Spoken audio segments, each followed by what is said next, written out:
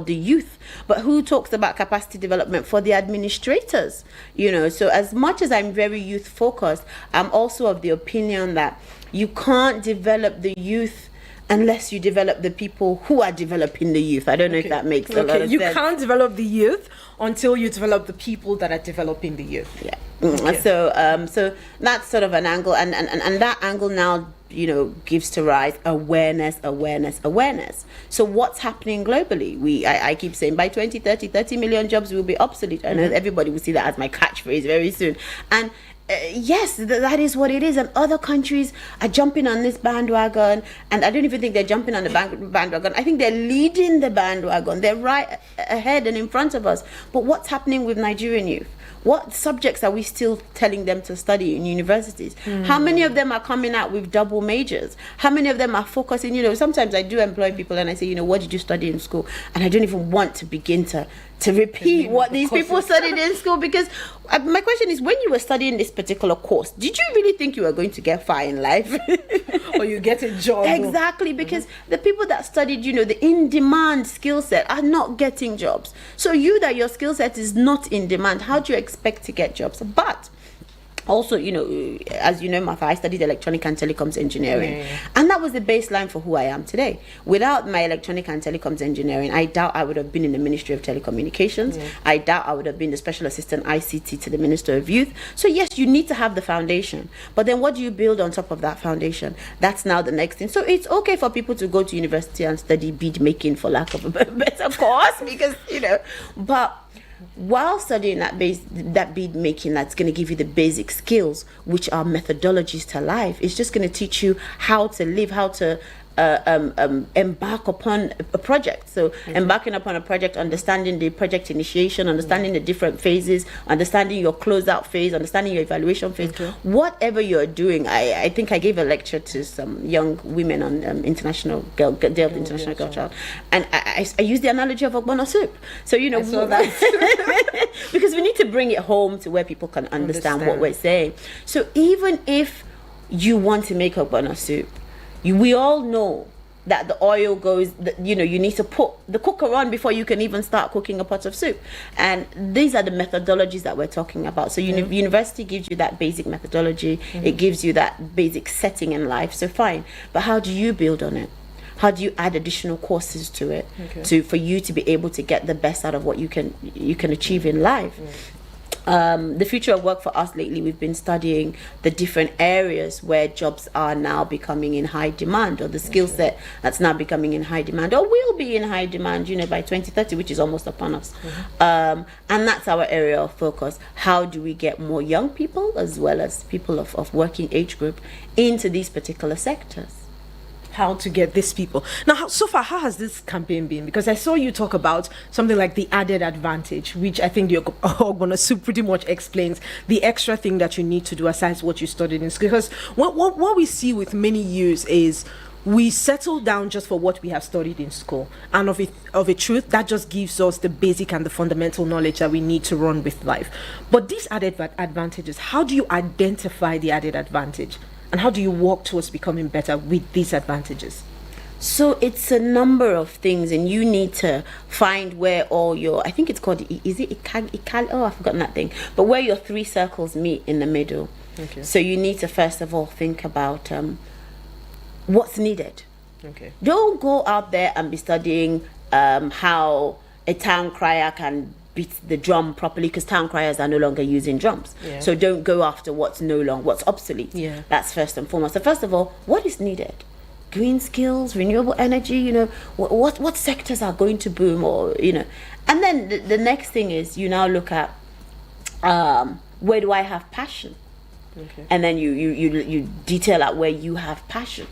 And then you now look at the third circle, which is what is available to me now.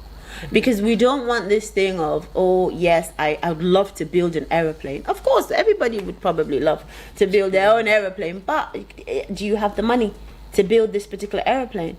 Do you have that expertise? Can you get that expertise within the next 6 months? Because your house rent is going to expire in 9 months. So what can you do within that space of time? So first and foremost, okay, so let's look at it like renewable energy is amazing right now. How do I get involved? Then you look at short courses. You can do a short course in 2 weeks. You can do a short course in 6 months. If you're a house renter due in 8 months, then look for a 4 months course.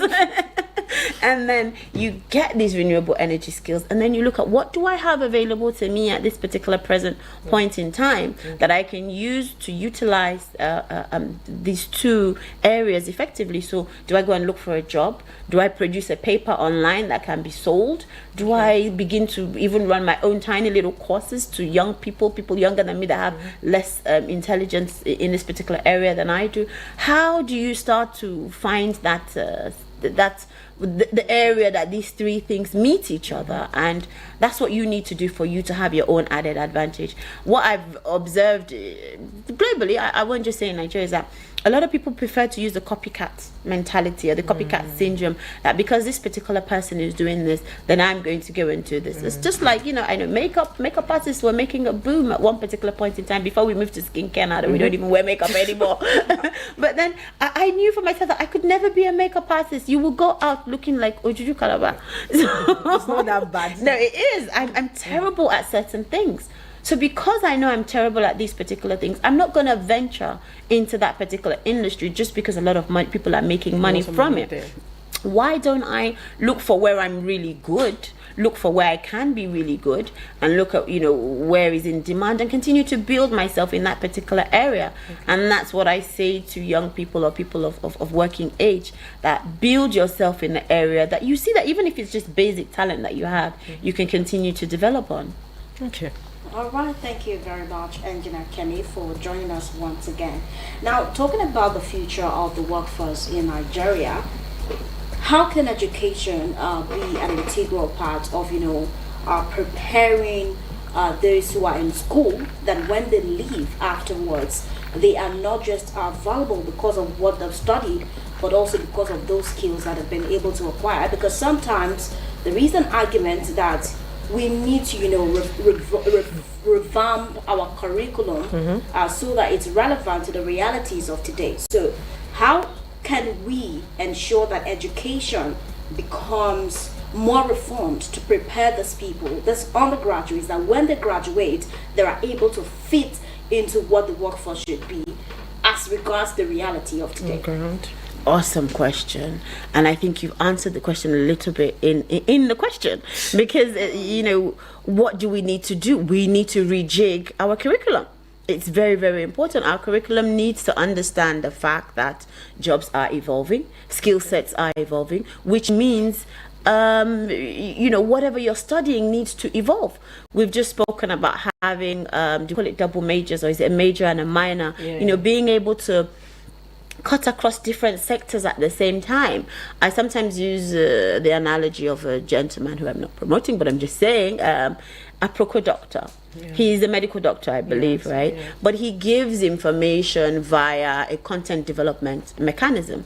So he's also a content developer as well as, so that's a cross between different sectors. So I'm not so saying that our institutions need to begin to teach content development, but I do know when I was in university back in the day, we did have these courses such as computer aided design and things like that. So I would love to do engineering and computer aided design.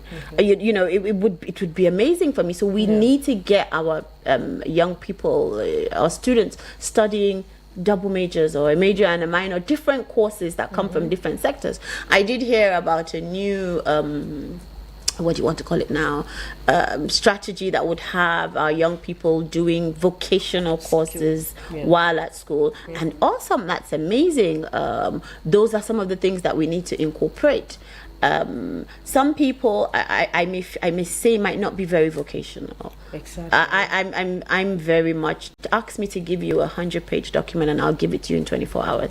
I love computer, I love typing, so if I was able to marry, which I have been able to do, as you look at my life, for instance, right? I think we started off with electronic and telecoms engineering, and then we somehow had a modeling agency, then we had a clothing store, and then we did project management. Oh, I forgot, we did network engineering. And then, then I wrote a book.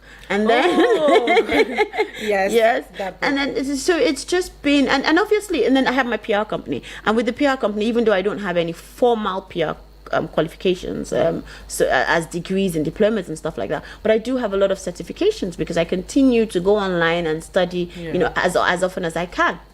So it's not so much about learning POP or bead making or something like that. It's just about having that word that you use or that phrase that you use, that added advantage. Which is merging a number of different things together. So I feel, yes, number one, the question says, what do our institutions need to do? So our institutions need to rejig the curriculum, and we need to ensure that as much as our young people are studying their regular degree, there's also an addition that they've got on it. So I know when I was doing my electronic and telecoms degree, in the evening we were doing CCNA, CCNP, which was network engineering at that time. I don't know what it is now, but and this added advantage now could come as additional school clubs, additional school, you understand what I mean? And also the most important thing for me is that as a person, a young person, an old person, whatever, take responsibility for your own future. Don't just rely on the fact that, so yes, I'm in university and I'm studying XYZ, but I also want to have knowledge of this. And for that reason, you would request to say, can I come and intern with your radio station? Can I come and intern with your PR company? Can I come and intern with your sports agency? Can I come? And every time you try to intern, try to make that separate from the degree that you're studying, for instance, so that way you're able to get this additional skill set. So having a skill, and then I feel when you're young as well, sometimes you may not know exactly what it is you want to do. So you may have to try a couple of things before you know that, oh wow, I enjoy this particular thing and I'm great at this particular thing. So it's a case of merging skills, merging industries, ensure that you're able to merge. Don't stick to one particular focus line. So I think your education journey needs to encompass a variety of different subjects, so to speak. All right. If you're just joining us, it's Eagles 102.3 FM Abuja, and it is your radio experience you can count on. It's 28 minutes gone past the hour of 12. And yes, we have been talking about the future of work. Ladies and gentlemen, I have been sitting right here with the one and only engineer Oluwakemi and Melody Ariola. And she is the former SA to the Minister of Youth and Sports Development, CEO Vivacity PR. At some point I was a model for our, you guys. Leslie, I was still saved as Martha model on my phone. So you guys can see I already started diversifying, right on time. And yes, we have been talking about the future of work. It's so nice to see what you're doing, honestly. And the truth is, a lot of people follow you. I follow you. I see, for one, that, for some people, after serving in a certain government and that employment is over, one would think that, okay, you'd no longer see Engineer Kemi anywhere, but she's literally flying the whole world. I've told her to put me in her bag sometime. But how do you do these things? Because for people listening to you out there, it's like an ambiguous thing. It's so big, I can't do it. Right, and I've seen you do it many times, and I've seen a couple of people also do the same thing, shattering glass ceilings if they ever existed at all. How do you do these things? How do you bring yourself to doing these things? So I want to put this in a diplomatic way. So first and foremost, I struggled a bit while working in the ministries. I struggled because let's think about the fact that I was 30 years born, bred, buttered, jammed. London, and then all of a sudden I'm thrown into the civil service environment, and things are different. Let's be real. The language we speak is different, and when I'm talking language, I'm not talking English. I'm just talking body language, communication language. It's different. So I struggled in being able to communicate with them because probably the way I'm used to doing certain things, when you're coming from even private sector into public sector, the way things are done are a bit different. So especially when you're coming from a totally different continent and you're trying to do things over here, you will face a bit of, do we want to call it pushback? Do we want to call it bottlenecks? There will be some struggles into getting people to understand where you're coming from, and I struggled with that for a long time. And there was a particular time I told my boss, I'm like, I'm not going to work anymore. These people don't understand me. And And that's a challenge that you need to find a way to get over that particular hurdle. So for me, getting over that particular hurdle meant sitting at home and deciding, how am I going to work through this hurdle? And I believed even with my tonation, it's probably difficult to go to villages and try to get them to understand what I'm saying, because even in the ministry, some people said you talk funny. So I felt the easiest way for me was to continue to interact with the communities that I'm used to, and that's the international community, and be able to develop, leverage, or barter certain advantages for Nigeria. So, and that was why, while I was in the ministry, I began to interface with the international community a lot more. And then in doing that with the international community, I formed partnerships and friendships and networks that still exist. And for that reason, immediately I left office. There were a number of initiatives that we had developed and we hadn't really closed out on, which, everything was about capacity development.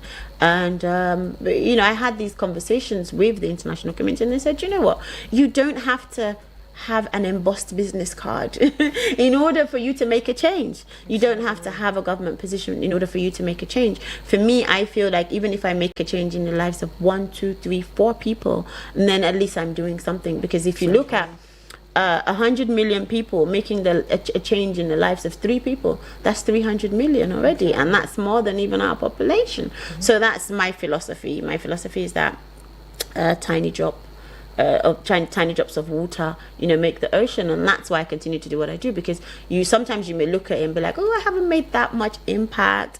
This particular event, I wasn't able to bring back $100 million to Nigeria.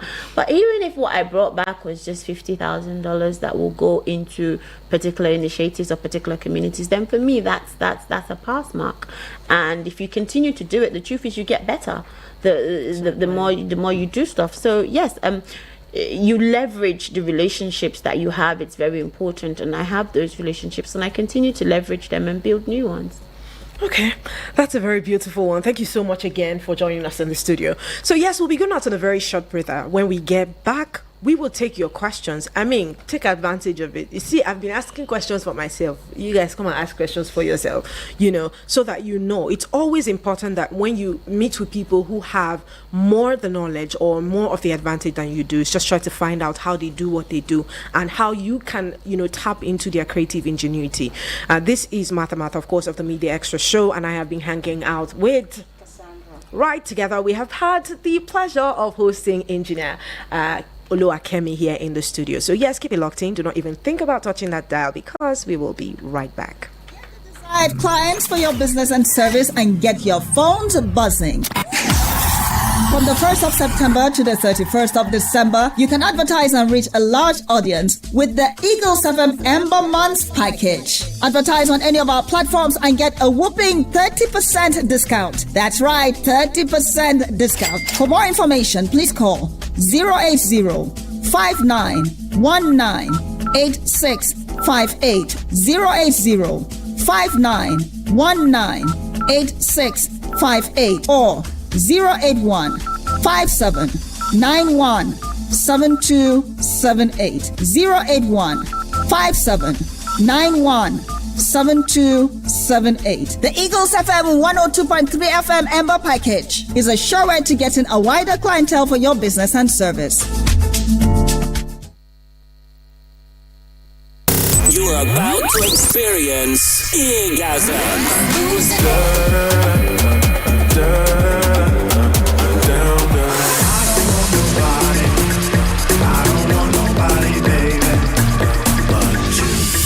On the Eagles 102.3 FM.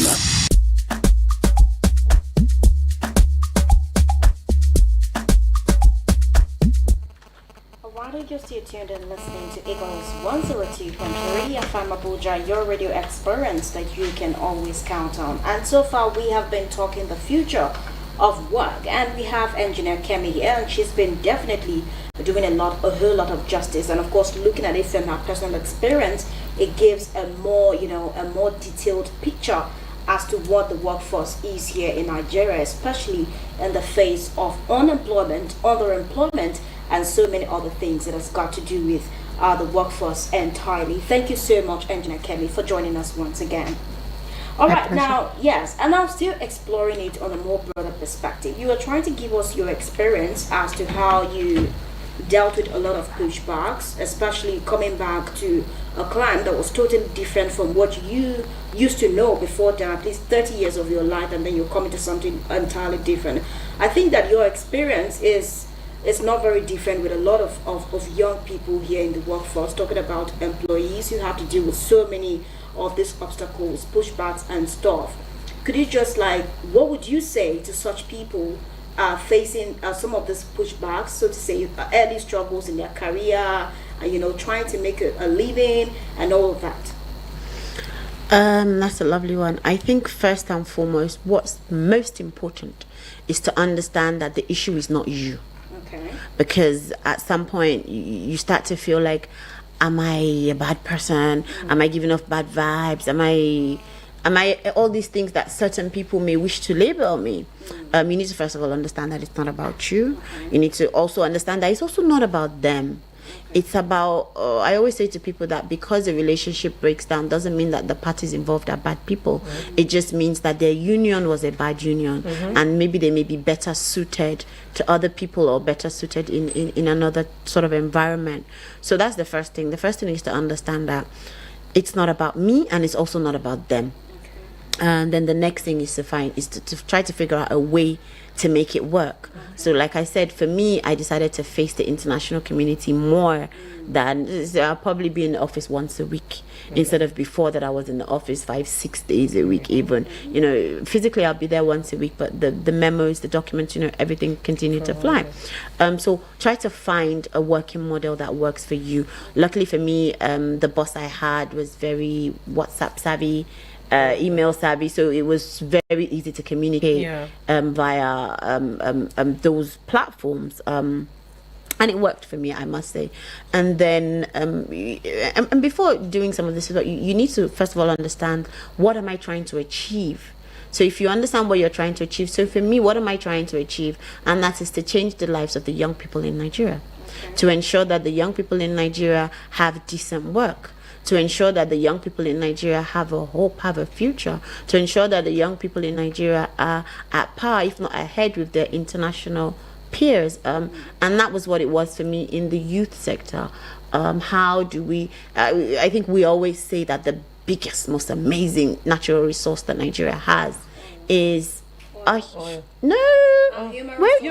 resource. See, oil. No, where have you people been? But that's the most popular thing online. We fail to look at we feel it's oil, but it's not oil. It's the human resource. Yes, look at what India is doing. Look at what China is doing. What are we doing? We have our young people doing, they've jumped onto the skit making, the content making, but we do know that if we streamline this sector properly, they can harness a lot more globally.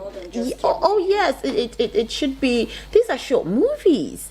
How do we get them to do this for different countries? I want to see one of our young people doing something for Kamala Harris's campaign. I want to see, that's sort of where I see our young people doing amazing things. Export of our fashion. Even as I'm sitting here now, I'm actually an exporter of Adire dresses. So yeah, because I looked at import, it wasn't working for me, so I'm starting to export now. And globally, you find people from different countries wanting to look like African queens, and they want to rock our attire. How do we ensure that there's a streamlined process for Nigerian creatives to export their talents, their products, things like that? So that's what it is really. Back to the question that says, how do you navigate the bottlenecks that exist within the space that you're in? Understand what's your drive and where you're trying to head to. So where I'm trying to head to is ensure that the lives of young Nigerians is significantly better. How do I do that? Do I decide I'm throwing in a towel and I'm no longer going to work here because I don't like the people and I don't like the way they talk to me, so therefore I'm going home and I'm never going to work, or I'm picking up my passport and I'm going back to where I'm coming from and stuff like that? I will not achieve what I came here to achieve. So what else could I do? Okay, why don't I work with them in a different way? And then I read a couple of books. I read The Rules of People. I read Surrounded by Idiots. And no, Surrounded by Idiots doesn't mean what the title says. Yes, no, what Surrounded by Idiots taught me was that everybody has a different temperament. Exactly. So understand the temperament of the person you're dealing with, and that way you can communicate with that person better. Exactly. I attended a leadership course where I was taught that leadership comes in 3 segments: leading up, leading peers, and leading down. So when we're looking at leadership, we're always looking at how do I lead my subordinates, but no, sometimes how do you lead your own peers? How do you actually get them to do what you feel, not even what you want, but what you feel may be right for you, the organization, or even how do you lead your brothers and sisters to ensure that they get good grades, because then your parents will be happy and everybody will be happy. Then how do you lead your parents? How do you communicate with your parents to ensure that they do certain things timely and XYZ? You need to learn that art of communication, and this surrounded by idiots. So it means that you're not actually surrounded by idiots. It just means that you need to learn how to communicate with them better. So when you identify that this particular boss, line manager in the office behaves this particular way, you just learn how to. So I kind of learned in Nigeria where we just kneel down and beg everybody. I just go, ma, I'm so sorry, man, please forgive me. But you know, and you win that person over to your side, and then you can understand. But and then you to check yourself. Just check yourself, because the truth is, so you know, in England, we just say hi, good morning, how are you? Oh, you must be silly. Imagine telling your boss in the civil service that you must be silly. But it's something I can say to my mom, don't be silly. You know, it's a normal thing for us. I'm 3rd-gen British. My grandmother lives in England. So it's really hard for me to adapt, but I had to adapt and understand that no, you don't say these sort of things. And then so now, even now when I send text messages to people, I'm like, may I humbly request to call you? Just because I'm trying to be you just and that's the thing. So people ask me the question, a lot of people ask me, like, how have you been able to stay in Nigeria this long? Because I said I'm going 11 years here now. How are you able to stay? And you just have to adapt. You have to adapt to certain things, the way certain things are done. They're not going to be done the way you're used to. So how do you adapt? And how do you personally adapt to the environment? But then another thing is, how do you adapt the environment to you? So that's another thing. Like, for instance, I don't like going out, and I cannot be without electricity for a millisecond. Like, it freaks me out. So how do I adapt my environment? I must have standby kicking power supply. I don't know what it's like not to have electricity, because I have standby kicking, and my inverter system, when I bought it altogether, cost me 120,000 naira. So it wasn't. It's terribly. Yes, but at 120,000 naira, it did me 10 hours. So I didn't have to, because when I first came, I had to be hanging out till late, gauging the electricity, because I didn't want to get home and be. But when I put in that system, I adapted my environment to work for me. Certain things I want to watch on television, they have to be there. If they're not there, I will record them. I would, whatever service or package is needed to make my environment conducive for me, so that if I close from work at 3:30 p.m., I can go straight home. I'm not dreading my home because I'm dreading certain things. So when you have a particular problem or challenge, how do you address it and make it work for you? You have to work for it. It also has to work for you. All right. Thank you so much for that one. I think we'll just open up the phone lines right away. If you have questions that you want to ask, please take advantage of Engineer Kemi. And from everything she's been saying, is someone that you want to learn from.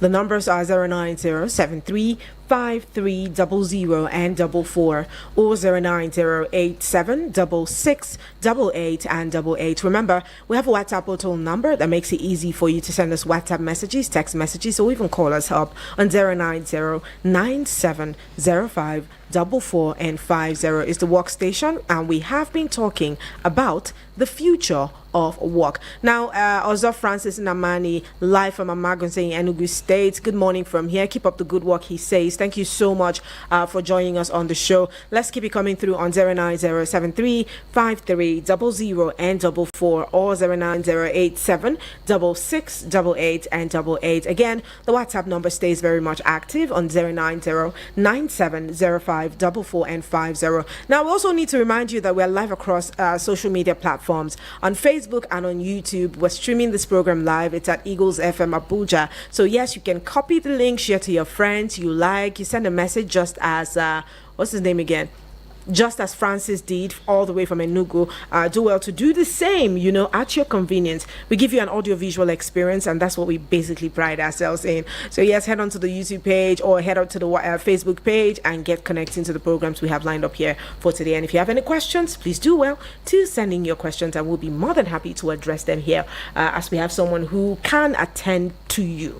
Now, before we go into the calls, if there are going to be any for the day, I know she has asked questions about how to navigate some of these challenges that you have in the workplace, but I think we even jumped asking, you said something about the 3 square holes, like how do you find out what you should be doing? Now, many times, some youth find out what they should be doing. They find themselves, they even get the job. But negotiating, you said something before now, how to make the environment work for you and how to also work for the environment. And sometimes the pay that these people get, is not glamorous or glorious enough for them, or it's not even okay to foot the bill and what have you. And one thing I notice about the Nigerian workforce, we feel very afraid to negotiate our terms with our employers. How do you think people like this can navigate these kinds of issues in the workplace? So you need to take on a job you are competent enough to do. Okay.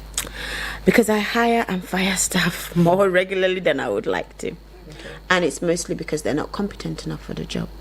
We feel that we can blag our CVs, get into the job, and get away with it. It doesn't work both for you and for the employer. So try your best not to do that. But what we could do, and what I've kind of resorted to doing now, is getting a lot of people to work on commission. Okay. Because we have this notion in Nigeria, I'll say it in Yoruba, which says, Ogata, Ogauta. Something like that. My Yoruba isn't that great, but it just says whether the boss sells or the boss doesn't sell, I'm going to get my salary. And it doesn't work like that because you're running down the business. Yeah. So what I've come to learn now is let people be on a basic salary, and then the rest to be on commission. Because I've easily said, and I think with most of the initiatives that I've rolled out, I'm thinking in my head and I know a good number. So we did the 60-day app challenge.